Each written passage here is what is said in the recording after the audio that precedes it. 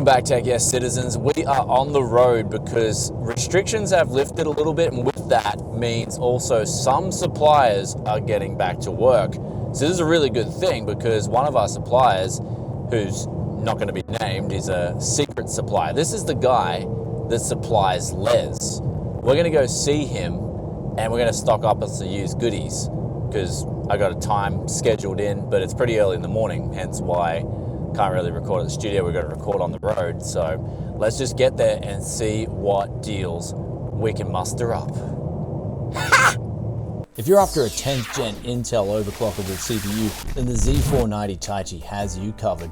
With active cooling on its 14-phase VRM and also PCI Express 4.0, Wi-Fi 6 and a built-in Sabre 9218 DAC, this has it all. Links in description below to find out more.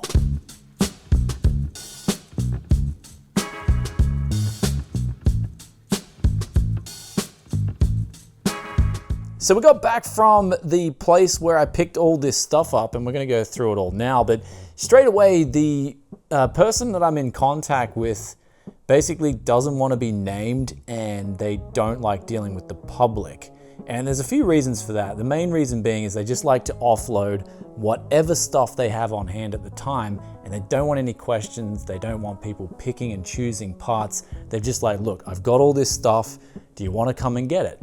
And I'm like, yeah, definitely. So I was so hungry for even a pickup like this. Now, this was, everything in total was 400 Aussie dollars. So we'll start off over at the desk here where we've got two Z370 mortar motherboards. These are untested. Looks like I'll have to bend a couple of pins back. But this one was the favorite because this was an X79 board and it had two bent pins, and I bent them back and the board works perfectly. And I've tested it out, updated the BIOS. It's got a 1680 V2 that works with it.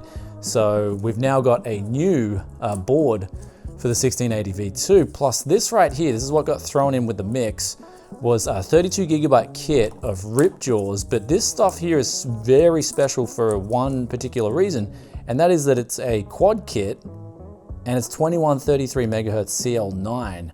So if you guys are looking for a comparison against the latest and greatest and what X79 has to offer, this combo here is going to do it. I can't wait to build a PC up with this because it's just going to be so off the chain with Tech Yes loving applied.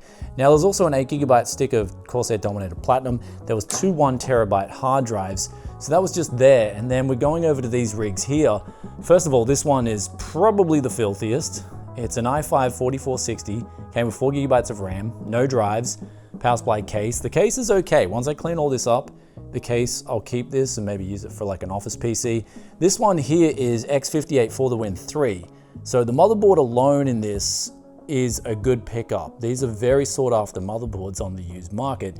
It's at least got an i7 in it because it's X58. This one here is the same deal, another X58 board, but this one included a 1000 watt HX power supply, 16 gigabytes of RAM, and of course we got that i7. But the case here, I'm so devastated about this because this case is all in tatters. It's all in pieces, and this is one of my favorite old school cases. I did a build in this. It's a Lian Li. I actually forgot the name of it, but I've only ever had one of these come through in the past. And when I sold it, I was like, damn, actually that was a really cool build. But I'll definitely keep the bare bones on this one and do something funky with it still, as opposed to this case right here, and maybe this one. Especially this one, there's no drive bays, the front panel's off, it just looks filthy. So this one I'm guessing is an old Fractal Design case, just by the looks of those, the white and black scheme. I know they used to do that back in the day.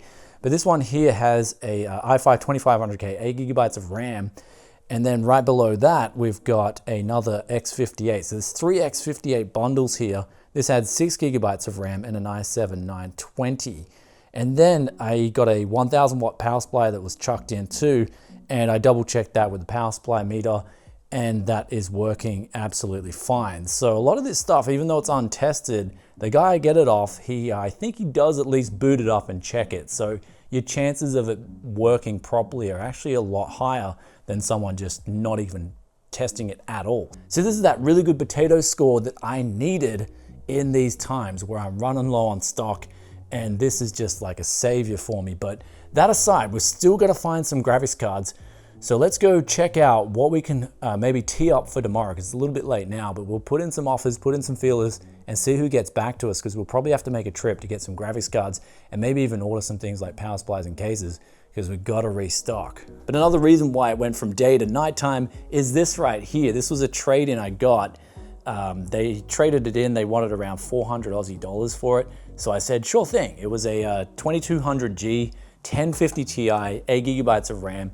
And the thing is, it came with a decent power supply. The motherboard looks okay. And this was the bargain right here. It had a 480GB NVMe drive in it. And I was like, wow, that's actually really good. And then the case, you've got 4 RGB fans. I mean, it is filthy. You've got to clean it up. It definitely needs some tech, yes, loving. But what I'm going to do with this is put in another 8GB of RAM, put in a Ryzen 5 2600, extra 1TB hard drive, switch that SSD over for a 120GB, and then maybe put in something like a 1070, and then you got yourself an extremely capable gaming PC.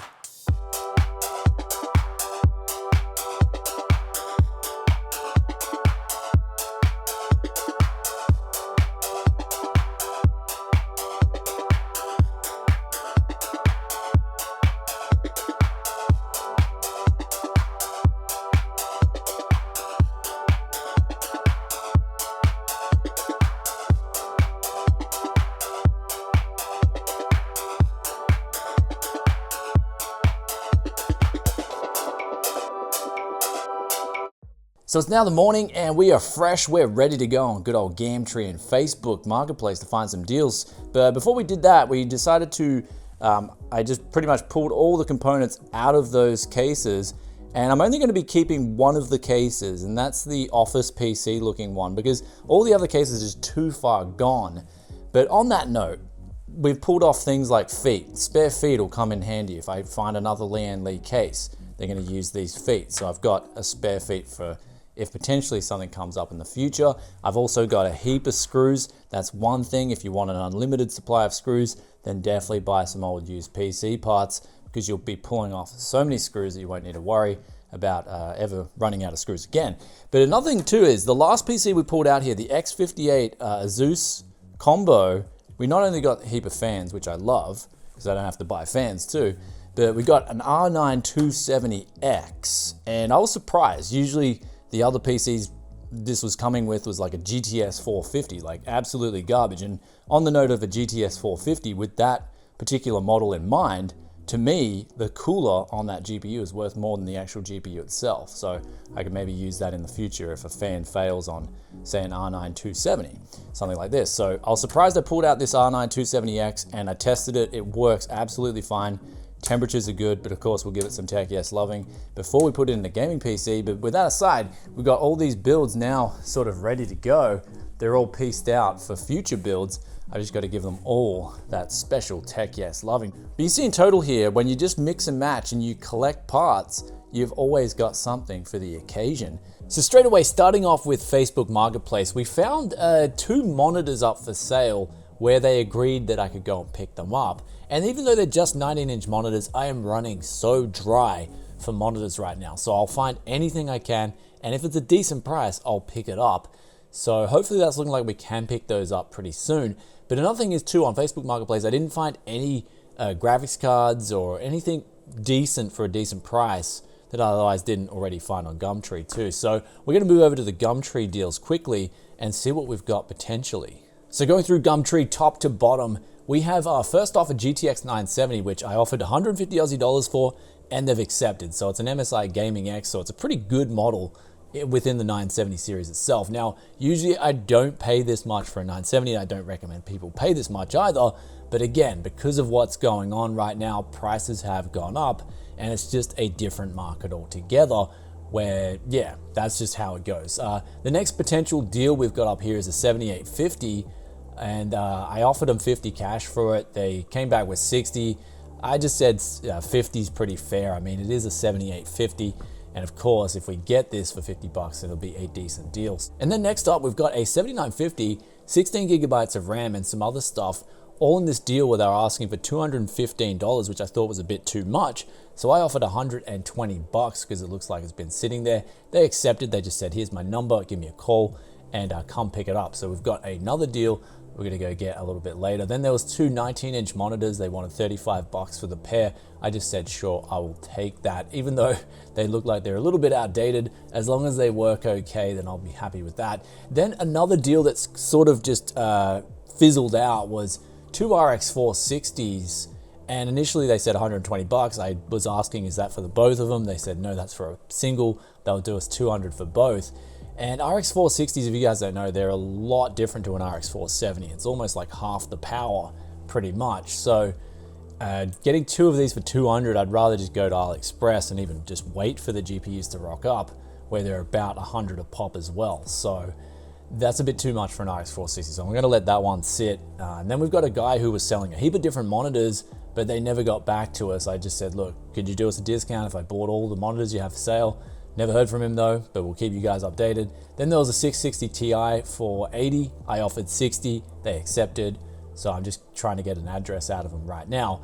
Then there was a GTX 770 offered 80 bucks. They haven't replied. Then lastly, there was a GTX 670. I offered 60 bucks. They haven't replied too. So we just got to wait for a few people to hopefully get back to us. But on that note, we've also got some deals. And someone else messaged us on Facebook and said, look, I got an RTX 2060 for 440. Do you want it? And I said, sure, I can use an RTX 2060 right now. So I took up that deal. To the yes-mobile. Could I pop around? Because I'll be right near your area anyway in probably an hour and a half or something. That'll be about me, yeah. Okay, cool, dude. Also, yeah, did you have any of those monitor stands? That is a 2060 and it's not super. Does it have an i5 in it, bro? Well, it will after this deal right here. We got i5 3470 and we got 16 gigabytes of RAM. And that's our Navi just doing a little bit of a hey, how you going? We're gonna go to the next location.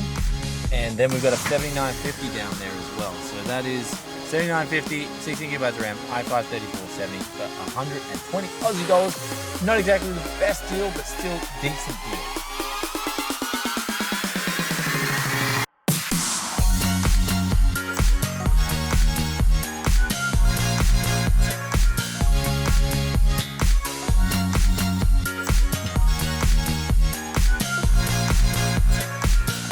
So we just finished up at Les's place, and the person with the GTX 970 ended up being like 2 minutes from Les's too. So we went and quickly got the parts off Les in that GTX 970, and they showed me a video of it working. So I was happy with that, even though the 150 price tag, yeah, it's one of those things that happens. But another thing too is Les had a heap of 19-inch monitors, and we got them at 15 a pop. So I picked up as many as I could. He chucked in 3 free stands, which is amazing because I've got these 3 other monitors at my place now that could use the silicon method to make some monitors happen. And we got a heap of keyboards that he chucked in too, and these 3 PCs. We'll get back to the studio and talk about them a little bit, but one of them was a first gen server with 20 gigabytes of RAM, a hard drive, and a dual core, but we can switch that out to an X5650, make it a 6-core 12-thread system pretty easy. And then there was also a X04 Athlon 2, and he wanted 70 bucks for the whole system. I said, sure, I'll take that. And then lastly, there was this i5 4th gen with a R7 graphics card. I don't know which R7 it's got, so I took a gamble, but we got that for 150 in total. So let's get back and check these PCs out a little more in depth.